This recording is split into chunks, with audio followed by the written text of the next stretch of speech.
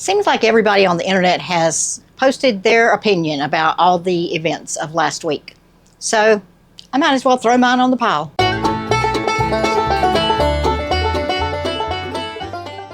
Welcome back to the channel. I'm Cindy, your Sassy Southern Grandma. Glad to have you with us this week. My husband and I have been recently, we just watched the entire series of The Newsroom. This is a show that was on back in 2012 through 2014. So a good long time ago, 12, 14 years ago. It was amazing to me how much of what was being talked about and what was going on in that present day scenario that was being reported on the news mirrored so much of what's going on now. There were wars, there was political corruption, there was billionaires buying out news organizations. It was stunning to me that something that was made that long ago had so many similarities to now. It was kind of strange, and it was very interesting. If you've never watched it, I encourage you to. There's a lot of discourse there about how do you report the news. Do you report the news as it's happening? Do you report the news as commentary? Do you report the news as someone's opinion? Most of us near my age remember Walter Cronkite, who came on the news and told us what happened. And that's the way it is. Friday, March 6th, 1981. He didn't say, this is what I think about what happened. He didn't say, and here's our commentator to tell you what. No, he just said, this many of our American military died today in Vietnam. This is what's happening. That's all he did. And now, for every story, there are tens of thousands, if not millions, of retellings, falsehoods, opinions stated as fact, speculation stated as fact, and it's very, very, very difficult, even if you try, it's very difficult to find out what is actual fact and what is sensationalism, what is someone's opinion, what is someone's viewpoint on something. And you know, if we both see the same car accident, we're going to have two different viewpoints. We're going to have a little different telling of that, even though we are telling it as the fact of what we saw. We're going to tell a little different story, depending on what angle we were, whether we were in front, behind, in the middle. It's viewpoint. It's not necessarily fact. And that's the job of the police on a scene, is to try and boil all that down with evidence to facts. Unfortunately, there's not a lot of people on the internet that do that anymore. I will say on the outset that I don't condone killing of anybody in any manner for any reason except self-defense. If it's my life or somebody else's life and I've got a way to put them down, I'm going to do it. Other than that, there is no motivation that is valid for just killing somebody just because you disagree with them, or just because they're saying something you don't like, or because somebody paid you to do it, or because you're being influenced by a group of people who hate this person, so you decide you're going to be the hero and go get rid of them. There's also 1,000 to millions of opinions about the victim. And whatever you think, violence is not the answer. Killing a person is not the answer, especially in America the way it was meant to be. And we all know right now it's not at all what it was meant to be. Without taking sides, if you've watched me at all, you know where I stand on some things. But in this particular instance, there is no excuse. I think there's a lot, personally, I think there's a lot of things we don't know yet. I think there's a lot of things that have happened behind the scenes that we may never know. I think that it will be a long time, if ever, if we actually get the facts of what happened, who did what and why, and what the whole situation was. What I encourage you to do is do your due diligence to look for facts. Even when someone says something you agree with, what I do is I go look and see, did that really happen? Even if it's somebody that I normally agree with, I don't take anybody's word, and that's terrible. That we cannot take anybody's word for anything. And I mean, even the most credible, the most looked up to, the most honored news people, the people who appear to be beyond reproach, we don't know right now who's telling the truth on either side.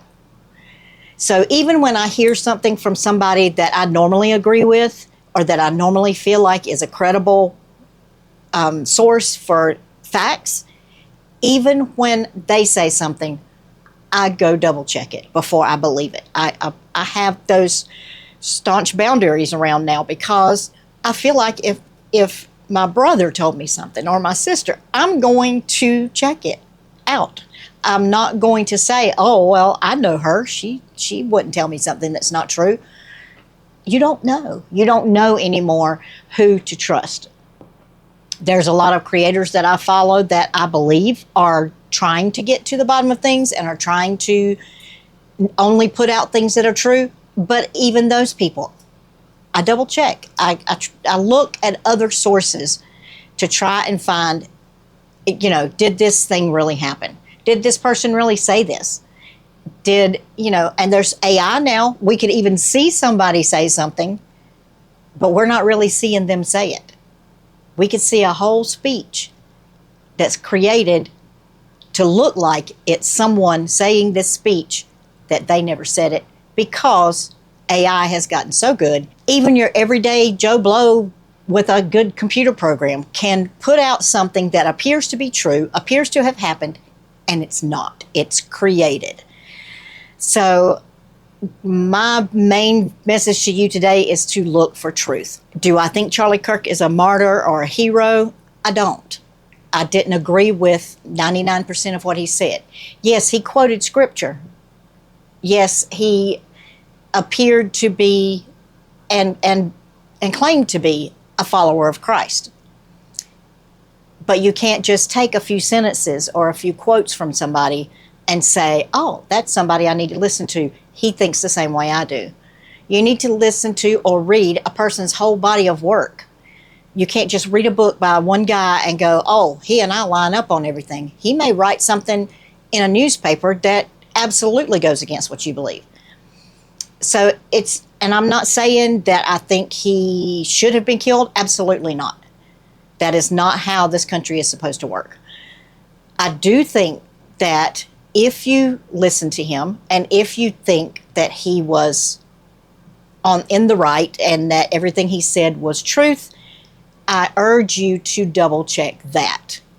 I urge you to look at your own self. If you agree with a lot of the racist, misogynist, homophobic, transphobic things that he said, if you agree with those, follow him. Follow whatever. But please listen to everything somebody says. Listen to how they say it. Listen to other people who are retelling things that they've said. Make sure, just try your best to make sure things are legit. A lot of people are saying he was always open for debate. He held debate forums with college students. First of all, this man was 31 years old.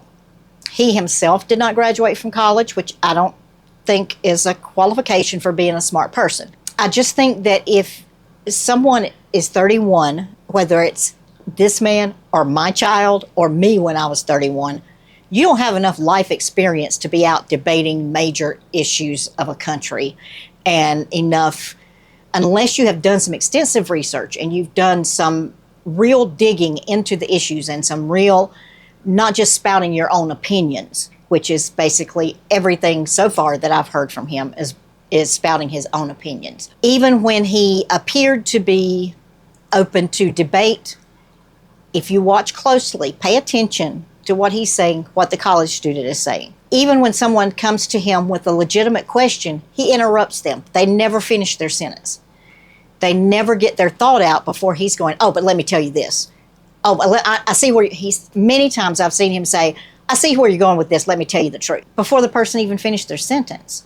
That's not debate. Debate is each side allowed the time and the respect without interruption to say their point, why they believe their point is valid, and then the other side says what their point is and why they believe their point is valid. It's not a shouting match. It's not but I know better than you. It's not a personal attack. It's each side, a true debate is each side having their own time and space and respect to say what their side is. So be careful when you hear these things that you're thinking critically, because we have a big lack of critical thinking in this country on both sides. There's a huge divide, and it seems to only be getting bigger instead of anything coming together. There's a lot of talk in Washington about bridging the divide. Oh, we can't be doing this. We can't be killing each other, blah, blah, blah. There's a lot of talk, not a lot of action, not a lot of things from either side to bring the two sides together. And if our leadership can't get together, I don't know how they expect the rest of the country to. I'm very frustrated. I'm very, at times, angry at the way things are progressing. And I know a lot of other people are too. And my main takeaway for you today is take care of yourself, take care of your mind. Don't go down too many rabbit holes. Try to dig around to find facts, not just opinions, not just yap, not interrupting other people, not spouting opinions, facts. What are the facts? And I'll be the first to say, we don't know all the facts about this shooting. We don't know, in reality, we don't know who was behind it, ultimately. We don't know what the real motivation was. We don't know if the text messages we've been shown are legitimate. There are so many things that are not trustworthy in this country right now. And that's what I just want to say to you, as I'm saying to myself and anybody who brings up any subjects around me. Look for the facts. Think for yourself. Critically think. Take yourself out of the emotion of it as much as you possibly can and say, what is really going on here from all sides? Also, don't forget the families of the students who've been shot and killed and injured. Don't forget the 2 young men who were found in trees in Mississippi.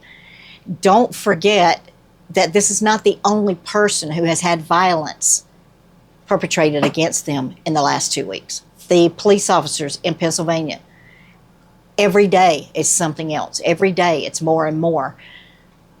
But the media on both sides wants us to concentrate on this one person and this one death and this one political firestorm to detract us from the things that are most important. I hope that you'll take care of yourself this week, pay attention, or just take yourself out of it and go for a walk in the woods. Next week, I'll share some things that I'm doing to help maintain my sanity. I hope you'll join us then. Welcome back now. Here.